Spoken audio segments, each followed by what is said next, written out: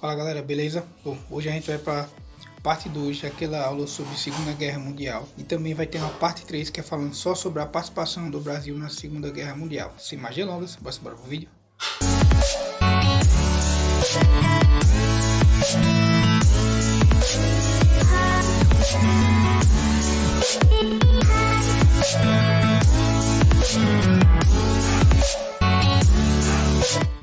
Para quem captou a última aula sobre a Segunda Guerra Mundial, a gente viu lá um pouco da discussão introdutória sobre os grupos e etc. E paramos sobre a participação dos Estados Unidos sobre a União Soviética. Hoje a gente vai fazer um pouco desses destaques sobre essa participação de diversos outros países na Segunda Guerra Mundial, sobretudo os motivos e também as consequências da participação dos Estados Unidos e da União Soviética na Segunda Guerra Mundial.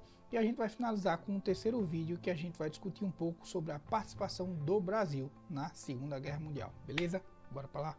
Então, pessoal, se falar um pouquinho mais sobre a Segunda Guerra Mundial, a gente precisa sempre lembrar as principais figuras que estavam envolvidas, tanto nas ações políticas, nas ações de guerra, nas ações econômicas. Então, essas figuras se destacaram bastante. A gente tem a figura de Hirohito, que é o ex-imperador do Japão. Temos a figura de Mussolini, que foi o líder fascista da Itália.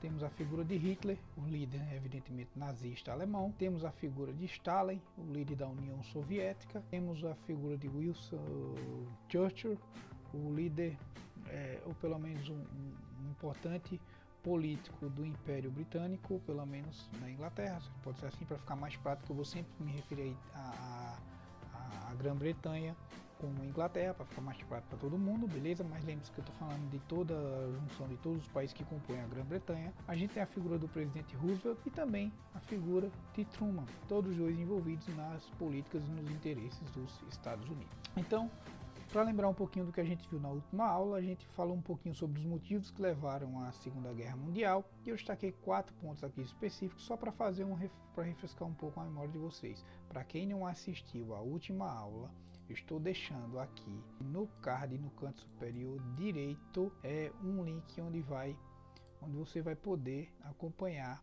as aulas que passaram anteriormente discutindo todos esses assuntos, beleza? Bom pessoal, mas aqui voltando para cá, então os motivos que levariam à Segunda Guerra Mundial seriam o sentimento de revanchismo que ele vem no final da Primeira Guerra Mundial. A gente tem também a crise de 1929 dos Estados Unidos, que de alguma maneira vai, além de a crise de 29 nos Estados Unidos, fazer com que os Estados Unidos precisam investir mais uma vez significativamente para se recuperarem, e a saída que os Estados Unidos vão conseguir financiar a Segunda Guerra Mundial.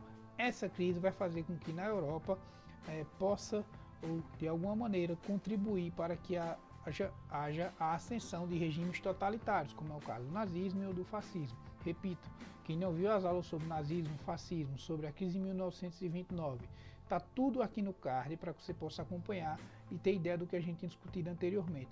Outro aspecto também importante se perceber, outro motivo que é significativo, é o anticomunismo, que de fato ele é capitaneado pelo nazifascismo, que é o inimigo declarado do comunismo. Mas vale lembrar também que a política anticomunista ela também é adotada pelo próprio Estados Unidos durante o período da sua crise de 1929. Então esses 4 fatores que se dão no período pré-Segunda Guerra Mundial também alimentam a Segunda Guerra Mundial. Pois bem, voltando aqui para a continuidade, a gente precisa discutir um pouquinho sobre os acordos econômicos, os acordos políticos. E há um acordo já extremamente interessante que a gente tocou da última vez, na última aula sobre a Segunda Guerra Mundial, quando a gente falou da política de apaziguamento da Europa, sobretudo da Inglaterra e da França. E esse acordo de Munique, ele reflete muito bem essa política de apaziguamento, de evitar uma nova guerra. E acaba permitindo com que a Alemanha possa anexar territórios aos seus domínios. E a Alemanha vai anexar os Sudetos da Tchecoslováquia. Esses Sudetos, eles serão anexados e isso vai fazer com que Adolf Hitler consiga fortalecer o seu território e vai também, evidentemente, fazer com que ele predomine num conceito extremamente importante para os nazistas e os fascistas, que é o conceito de espaço vital, é ganhar território e se fortalecer através de algo que seria significativo, que no caso para Hitler seria a questão de como fortalecer a sua ideia de união de um povo que vinha da chamada raça ariana, que segundo Hitler, uma ideia eugenista, evidentemente, seria a raça superior. Então veja, uma concepção ou ideia com base na eugenia, que teria um povo puro, que seria a raça ariana, e que isso foi possível graças à conquista do espaço vital, uma estratégia de Hitler que só foi possível graças à fraqueza desse acordo que permitiu que Hitler conseguisse fortalecer seu território. Em 1939 a gente tem também um outro pacto, é o pacto Molotov-Ribbentrop, que é o pacto de não agressão de Hitler e Stalin, ou seja, nem de longe esses caras eram amigos não, tá? Nem Hitler nem Stalin eram amiguinhos não, muito pelo contrário, eles eram inimigos, mas Hitler temia a força de Stalin, sobretudo a força do Exército Vermelho da União Soviética. E Stalin também não é bobo nem nada, ele sabia que Hitler vinha em ascensão, então eles têm um acordo em 1939, a gente está falando de dois grandes estrategistas, e esse acordo acaba proporcionando de alguma maneira uma divisão do leste europeu. E posteriormente, essa divisão do leste europeu também vai ser praticamente conhecida também por uma região do corredor polonês, que daqui a pouco eu chego a ele. A grande ascensão de Adolf Hitler, a grande conquista de territórios, a grande conquista desse espaço vital se dá, sobretudo, pelo um acordo de Munique, que de alguma maneira é reflexo de uma política de apaziguamento que não dá certo, e evidentemente que Hitler, por ser um grande estrategista, vai conseguir espaço, suas condições que ele vai colocando aos poucos para as outras nações que de alguma maneira acabaram subestimando o poder de Hitler.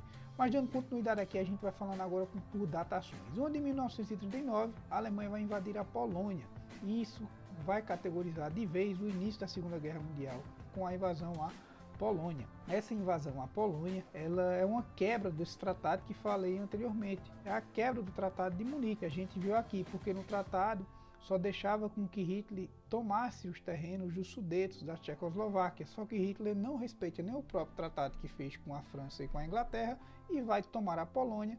Aí de vez ocorre a declaração de guerra da França e da Inglaterra contra a Alemanha. Em 1940 a gente tem também um acordo chamado de Acordo Tripartite, que é a junção de Alemanha, Itália e Japão. O Japão, que era o Império do Sol Nascente, era um império extremamente poderoso no Oriente. Então esses três países vão formar o chamado eixo. Então a Alemanha, durante esse período, 1940, também já invade a Dinamarca, a Noruega, a Holanda, a Bélgica e ocupa o norte da França, além de vencer algumas batalhas, mas também perder algumas com o exército da Inglaterra. Mas é importante perceber, veja, que desde do ano de 1939, quando começa a Segunda Guerra Mundial de fato, assim, digamos assim, com a invasão da Polônia, a gente já vai perceber significativamente os avanços da Alemanha e sobretudo desse eixo. Em 1941, a gente vai ter a invasão da União Soviética, quando Hitler vai desrespeitar agora o tratado que tinha feito com Stalin. E é quando também no ano de 1941, o Japão vai atacar a base militar de Pearl Harbor nos Estados Unidos. E esses dois fatores é um marco nessa Segunda Guerra Mundial, porque isso de alguma maneira vai ser uma virada do jogo. Por quê? A União Soviética, que não estava diretamente no confronto, agora vai bater de frente com Hitler. E os Estados Unidos, agora no lugar de apenas financiar, vai mandar artilharia pesada e vai diretamente se envolver profundamente com os conflitos na Europa. Até que a gente vem no ano de 1942 e no ano de 1943 a conhecida, aliás, Batalha de Stalingrado, uma das batalhas mais sangrentas da Segunda Guerra Mundial. Além de reconquistar seu território na invasão que houve da Alemanha à União Soviética, na Batalha de Stalingrado a gente vai ver um avanço significativo das forças soviéticas em direção à Alemanha. E no ano de 1944 a gente também vai ter o chamado Dia D, que é o desembarque dos aliados na Normandia, que fica localizada naquela região norte da França, a França colaboracionista, porque a região norte da França ela estava sob o domínio de Hitler desde 1940. No dia D é a junção de soldados dos Estados Unidos, da própria Inglaterra, soldados da França, então eles vão invadir essa região e dominar essa região. É uma batalha muito significativa que você conhece muito bem como Dia D. Aí no ano de 1945 a gente já tinha tido a rendição da Itália e iríamos ter a rendição da Alemanha. E essa rendição da Alemanha é uma coisa significativa, que é a forte presença da União Soviética. A União Soviética, sim, de fato, ela vai tomar Berlim, ela é o primeiro país a tomar Berlim, a dominar a Alemanha, e é de fato a União Soviética que vai forçar essa renúncia ou pelo menos essa rendição da Alemanha. Mas é bom lembrar que ela não é a única vencedora, porque não só tinha a União Soviética que estava na guerra, mas seria a primeira que teria tomado Berlim, e este seria um dos momentos de demonstração de força do Exército Vermelho de Stalin. É também no ano de 1945 que há o lançamento de bombas atômicas, que é sobre a cidade de Hiroshima e Nagasaki, no Japão, que os Estados Unidos vai soltar essas duas bombas, ou essas bombas lá, nessas duas cidades, para causar a rendição do Japão. A bem da verdade é que já estava quase no final da Segunda Guerra Mundial, a rendição do Japão já era eminente, porém também é um ato de demonstração de força dos Estados Unidos, porque tanto a União Soviética acaba mandando um recado a partir da figura de Stalin, dizendo aqui como o Exército Vermelho é poderoso para o mundo, como os Estados Unidos também mandam um recado para a União Soviética e diz assim, ó, aqui como meu poder bélico é poderoso também, ou seja, a gente está vendo aí já um desenho de duas grandes potências que vão protagonizar um período posterior chamado de Guerra Fria. Bom pessoal, é também interessante perceber que é durante esse período que há uma mudança drástica em relação à figura da mulher, ou pelo menos no cotidiano. As mulheres elas acabam se tornando extremamente significativas ou mais importantes em espaços que antes eram restritos aos homens, como elas também acabam ocupando postos de trabalho em fábricas que normalmente estavam ocupados por homens, porque esses homens estão envolvidos na guerra. Tem essa imagem aqui que ela é muito conhecida, com essa frasinha aqui em inglês que eu não me atrevo a mencionar, mas que em português eu posso trazer para vocês, que é nós podemos fazer isso. Essa imagem da mulher mostra a força da mulher. Era de alguma maneira a mulher acaba lutando em duas frentes, contra uma cultura do machismo patriarcal, para ela ocupar esse espaço, e evidentemente também defendendo os ideais do seu país, se assim pode ser. Mas isso não era tão lindo, tão belo não. As mulheres lidavam com muito preconceito durante esse período, até para exercer tais atividades. Ainda pegando o exemplo da mulher, poucas mulheres eram envolvidas diretamente nos campos de batalhas, mas também passou a existir, assim como existiam mulheres que ocupavam lugares de trabalho dos homens, as aces e as snipers. Essas mulheres aqui a gente trouxe um exemplo de mulheres envolvidas da União Soviética. A gente colocou o exemplo aqui da Yekaterina, e que era uma das poucas pilotos de avião que participavam dessas guerras, e também a da Lídia, que também batalhou durante o período da Batalha de Stalingrado, e os alemães chamavam essas mulheres, os soldados da Alemanha, chamavam essas mulheres de bruxas da noite, porque elas sobrevoavam os territórios inimigos e bombardeavam durante a noite com aviões de pequeno porte. E a gente também tem aqui um exemplo da Rosa Schaniner, que foi responsável por assassinar mais de 54 soldados da Alemanha. E ela teria também falecido quando ela estava protegendo seu comandante, que estava ferido, estava machucado. Enfim, são mulheres que se envolveram na guerra em defesa de seus países.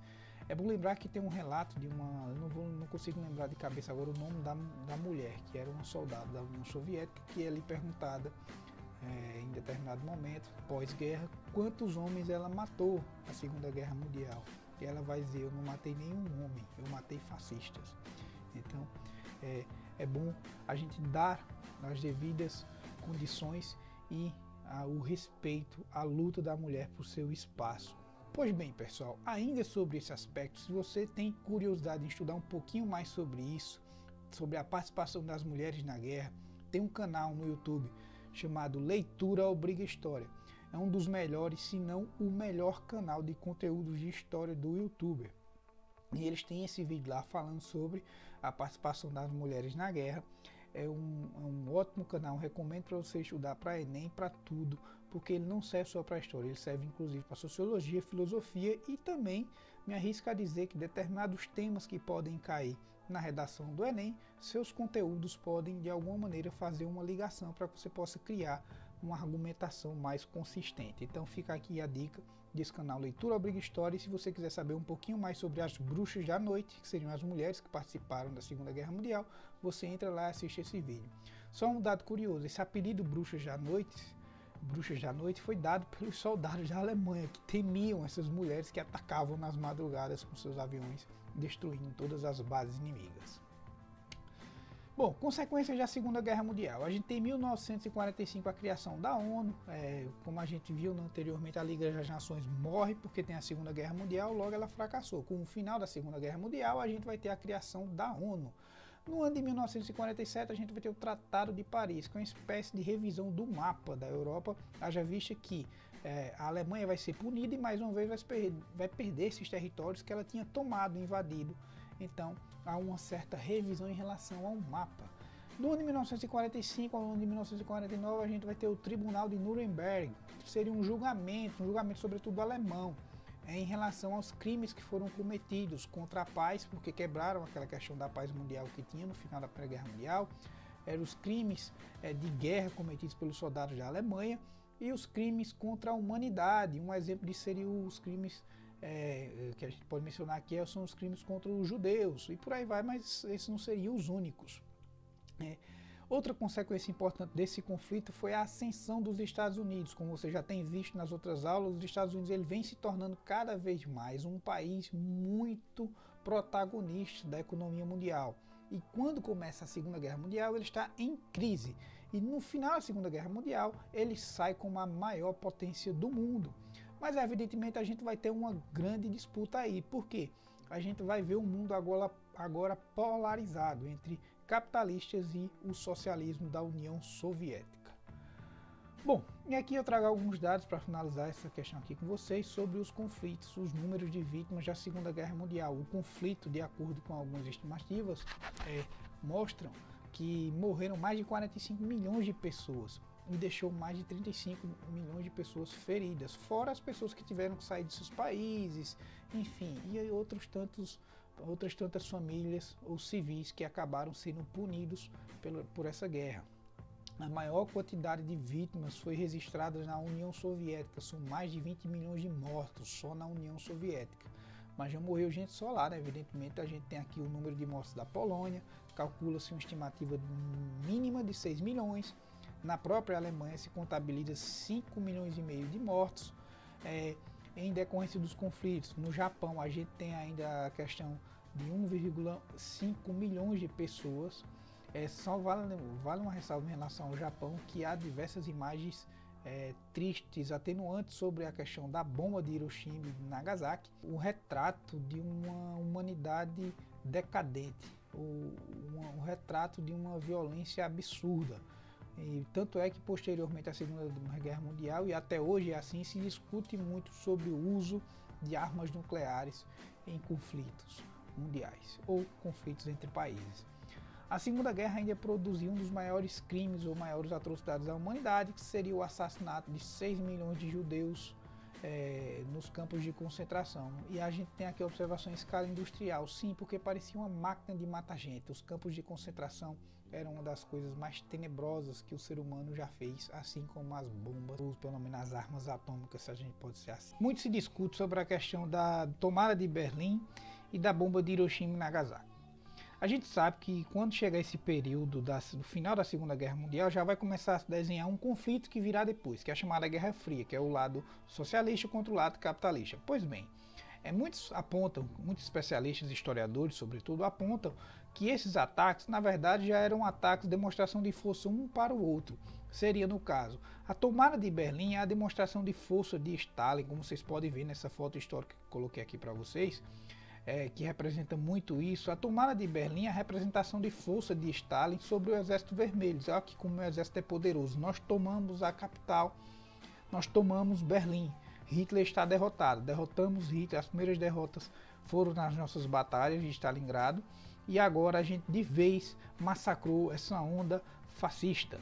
Outro aspecto importante aí é que a gente percebe que os Estados Unidos vai dizer, se você tem um exército poderoso, eu vou mostrar a vocês como eu tenho também agora a bomba atômica. Olha aqui, ó, eu também tenho um armamento bélico muito significativo.